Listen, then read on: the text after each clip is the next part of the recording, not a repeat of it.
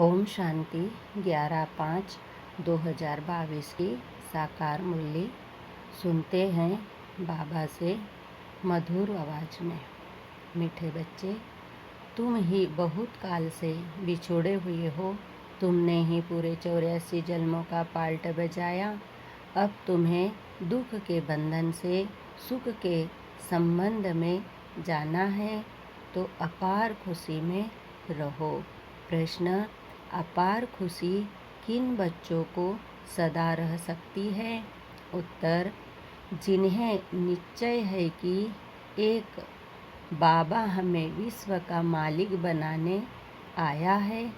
दूसरा, हमारा सच्चा बाबा वही गीता का सच्चा ज्ञान सुनाने आया है। तीसरा, हम आत्मा अब ईश्वर की गोद में बैठे हैं। हम आत्मा इस शरीर सहित बाप की बनी हूँ। चौथा, बाबा हमें भक्ति का फल सद्गति देने आया है। पांचवा, बाबा ने हमें त्रिकालदर्शी बनाया है। छठा, भगवान ने हमें माँ बनकर एडॉप्ट किया है। हम गॉडली स्टूडेंट हैं जो इस स्मृति व निश्चय में रहते उन्हें अपार खुशी रहती है। ओम शांति। बच्चों को निश्चय है कि हम आत्मा हैं। बाबा भगवान हमको पढ़ा रहा है तो बच्चों को बहुत खुशी होनी चाहिए।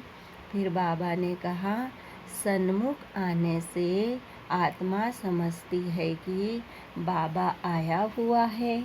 सबकी सद्गति करने, सर्व के सद्गति दाता, जीवन मुक्ति दाता वही है। बच्चे जानते हैं माया घड़ी घड़ी भुला देती है, परंतु यह तो समझते हैं ना, हम बाबा के सन्मुख बैठे हैं। निराकार बाबा इस रथ पर सवार हैं। जैसे मुसलमान लोग पटका घोड़े पर रखते हैं, कहेंगे इस घोड़े पर मुहम्मद की सवारी थी, निशानी रख देते हैं। यहाँ तो है निराकार बाबा की प्रवेशता। बच्चों को बहुत खुशी होनी चाहिए।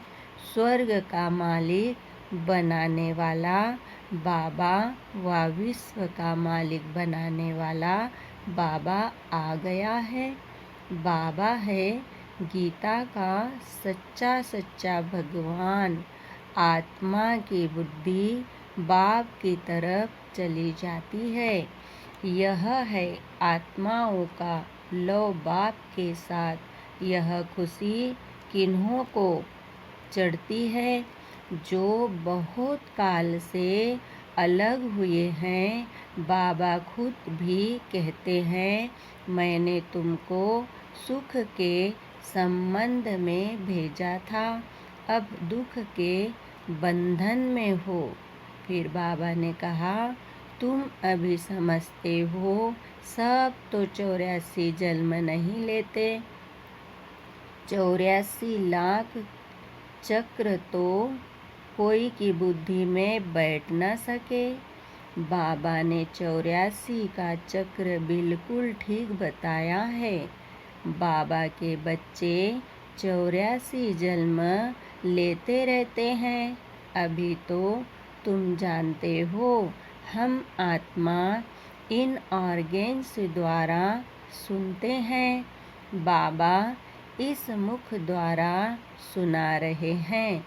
खुद कहते हैं, मुझे इन ऑर्गेन्स का आधार लेना पड़ता है, इनका नाम ब्रह्मा रखना पड़े। प्रजापिता ब्रह्मा तो मनुष्य चाहिए ना, सूक्ष्म वतन में थोड़े ही कहेंगे प्रजापिता ब्रह्मा। स्थूल वतन में आकर कहते हैं, मैं इस ब्रह्मा तन में प्रवेश कर तुमको एडॉप्ट करता हूँ। तुम जानते हो, हम आत्माएं ईश्वर की गोद में जाती है। शरीर बिगर तो गोद हो न सके। आत्मा कहती है, मैं शरीर द्वारा उनकी बनती हूँ। यह शरीर उसने लोन लिया है। यह जीव शरीर उनका नहीं है। परमात्मा ने इनमें प्रवेश किया है।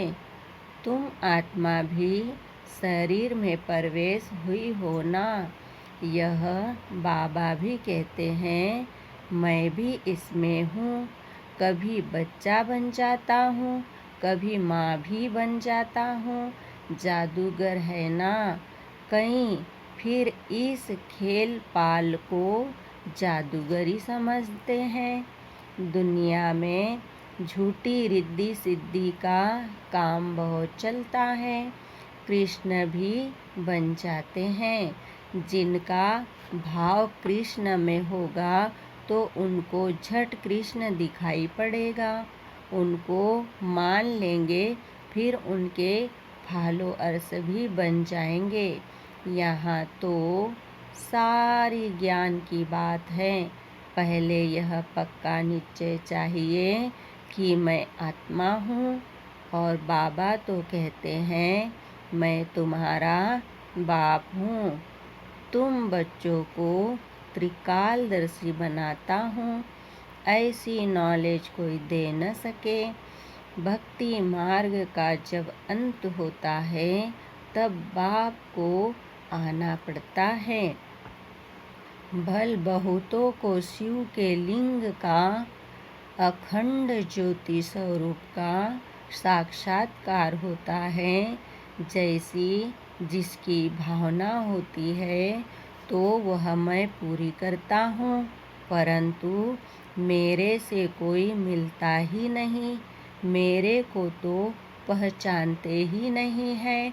अभी तो तुम समझते हो, बाबा भी बिंदी है, हम भी बिंदी है। हमारी आत्मा में यह नॉलेज है। तुम्हारी आत्मा में भी नॉलेज है। यह किसको मालूम नहीं है कि हम आत्मा परम धाम में रहने वाली है। जब तुम बाबा के सामने आकर बैठ जाते हो तो रोमांच खड़े हो जाते हैं। अहो, शिव बाबा जो ज्ञान का सागर है, वह इसमें बैठ हमको पढ़ाते हैं। बाबा की हमको पढ़ाते हैं। बाकी कृष्ण व गोपियों की तो बात ही नहीं है। न यहाँ न सतयुग में होंगे। वहाँ तो हर एक प्रिंस अपने महलों में रहते हैं। इन सब बातों को वही समझेंगे जो आकर बाप से वर्षा लेंगे। तो यह खुशी भी अंदर रहनी चाहिए। कहते भी है, तुम मात पिता, परंतु इसका भी अर्थ नहीं समझते हैं। पिता तो ठीक है, फिर माता किसको कहा जाता है? माता तो जरूर चाहिए। इस माता की कोई माता हो न सके।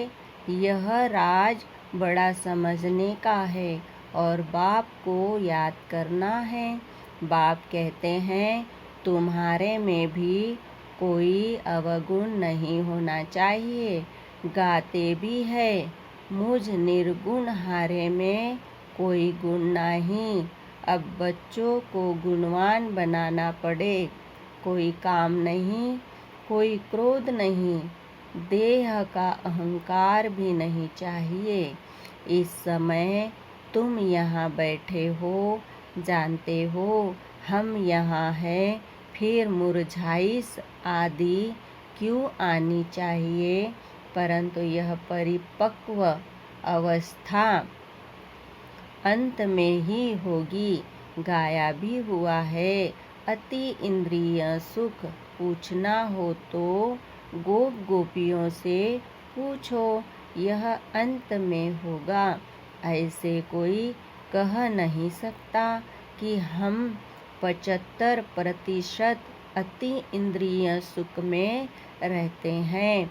इस समय पापों का बोझा बहुत है। गुरु कृपा से व गंगा स्नान से पाप नहीं कट सकते हैं। बाप अंत में ही आकर नॉलेज देते हैं, दिखाते हैं। कन्या द्वारा बाण मरवाए और मर गए। फिर मरने के समय गंगा जल पिलाया। तुम यहाँ जब बेहोश हो जाते हो तो तुमको बाबा की याद दिखाई जाती है, बाबा की याद दिलाई जाती है। माँ में कम। यह बच्चों को आदत पड़ जानी चाहिए, ऐसे नहीं कोई याद कराए। शरीर छोड़ने के समय आप ही याद आवे, बिगर किसकी मदद के। बाप को याद करना है। वे लोग तो मंत्र देते हैं, वह तो कॉमन बात है। फिर बाबा कहते उस समय बहुत मारामारी आदि होती है। तुम भिन्न भिन्न स्थान पर रहते हो, उस समय ऐसे नहीं कहेंगे शिव शिव कहो। उस समय पूरी याद चाहिए, लव चाहिए, तब ही नंबर 1 पद प्राप्त कर सकेंगे। तुम बच्चे जानते हो मैं तुम्हारा बाप हूँ। कल्प पहले भी तुम बच्चों को गुलगुल बनाया था। सतयुग में योग बल से फूल बच्चे पैदा होंगे। दुख देने वाली चीज कोई वहाँ होती नहीं। नाम ही है स्वर्ग, परंतु वहाँ कौन निवास करते हैं यह भारतवासी जानते ही नहीं। शास्त्रों में ऐसी बहुत बातें लिख दी है कि वहाँ भी हिरण्यकश्यप आदि थे। यह सब है भक्ति की सामग्री। भक्ति भी पहले सतो प्रधान होती है, पीछे धीरे धीरे तमो प्रधान हो जाती है। बाप कहते हैं मैं तुमको आसमान पर चढ़ाता हूँ, तुम धीरे धीरे नीचे आ जाते हो। मनुष्य कोई की महिमा है ही नहीं। सर्व का सतगति दाता एक ही बाप है। बाकी गुरु लोग अनेक प्रकार की तीर्थ यात्रा आदि सिखलाते हैं, फिर भी नीचे गिरते रहते हैं। भक्ति मार्ग में मीरा को भल साक्षात्कार हुआ, परंतु वह कोई विश्व की मालिक थोड़े ही बनी। तुमको तो बाबा कहते हैं जिन बनो, तुमको काम देता हूँ।